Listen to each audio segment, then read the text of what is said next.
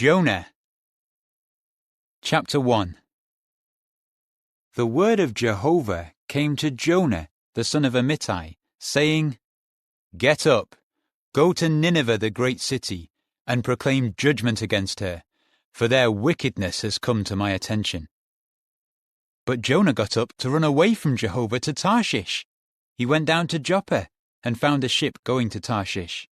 So he paid the fare and went aboard to go with them to Tarshish, away from Jehovah. Then Jehovah hurled a strong wind at the sea, and there was such a violent storm on the sea that the ship was about to be wrecked.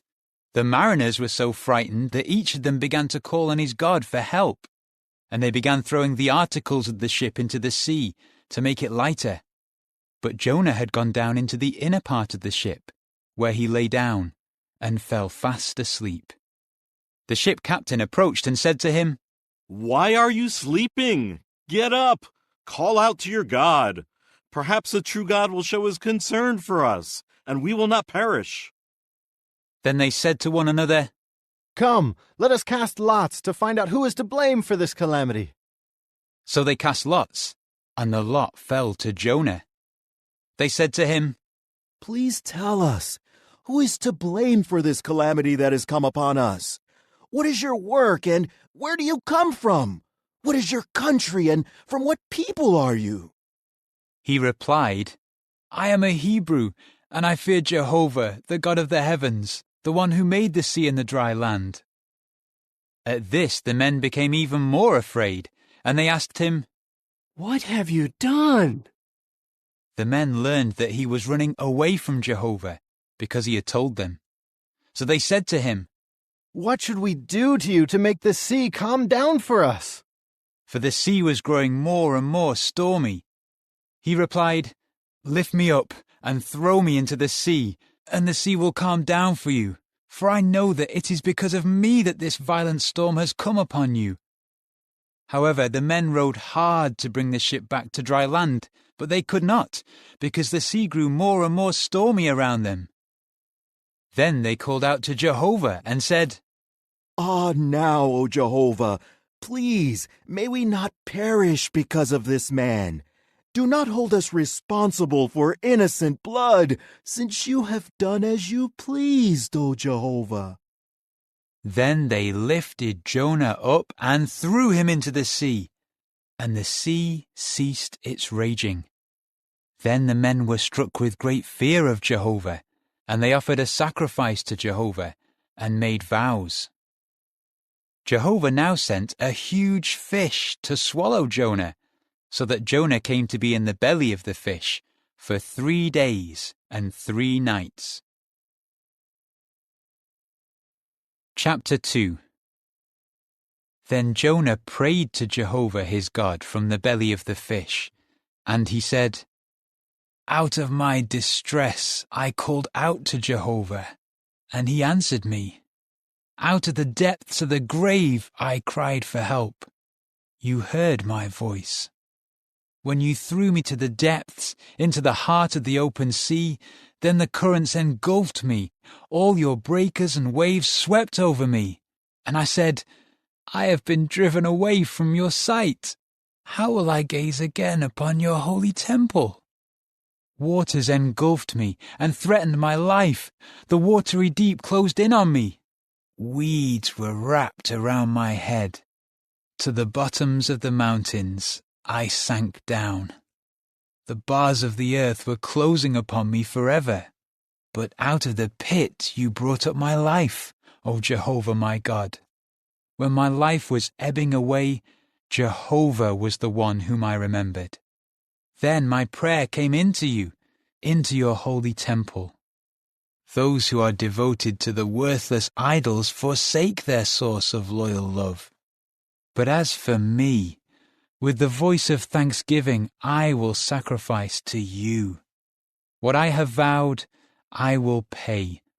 Salvation is from Jehovah. In time Jehovah commanded the fish, and it vomited Jonah out onto the dry land. Chapter 3. Then the word of Jehovah came to Jonah a second time, saying, Get up, go to Nineveh the great city, and proclaim to her the message that I tell you." So Jonah got up and went to Nineveh in obedience to the word of Jehovah. Now Nineveh was a very large city, a walking distance of 3 days. Then Jonah entered the city, and walking a day's journey, he was proclaiming, "In just 40 days more, Nineveh will be overthrown." And the men of Nineveh put faith in God, and they proclaimed a fast and put on sackcloth, from the greatest to the least of them. When the message reached the king of Nineveh, he rose up from his throne and took off his royal garment and covered himself with sackcloth and sat down in the ashes. Furthermore, he issued a proclamation throughout Nineveh, "By the decree of the king and his nobles, no man or beast, herd or flock should eat anything at all.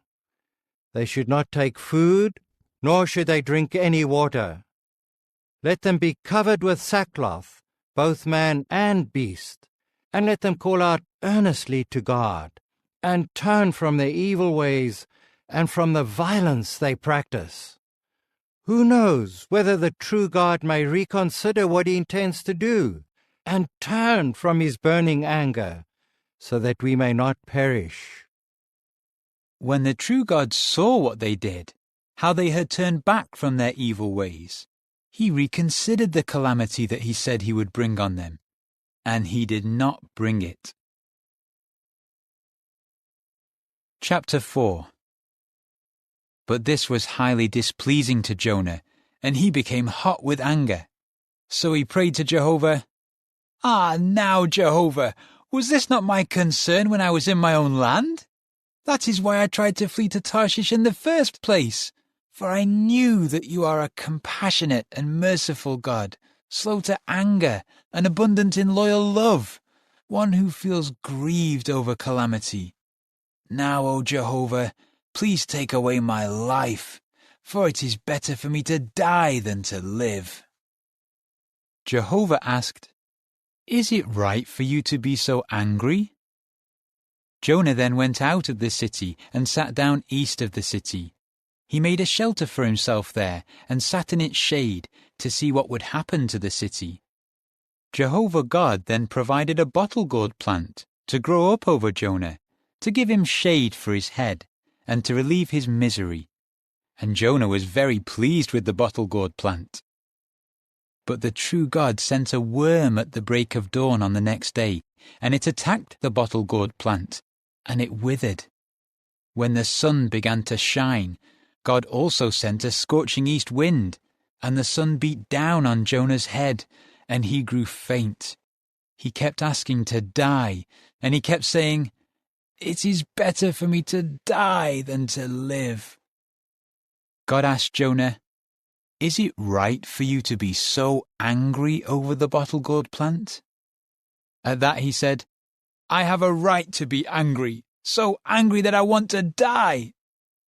But Jehovah said, "You felt sorry for the bottle gourd plant, which you did not work for, nor did you make it grow. It grew in one night and perished in one night.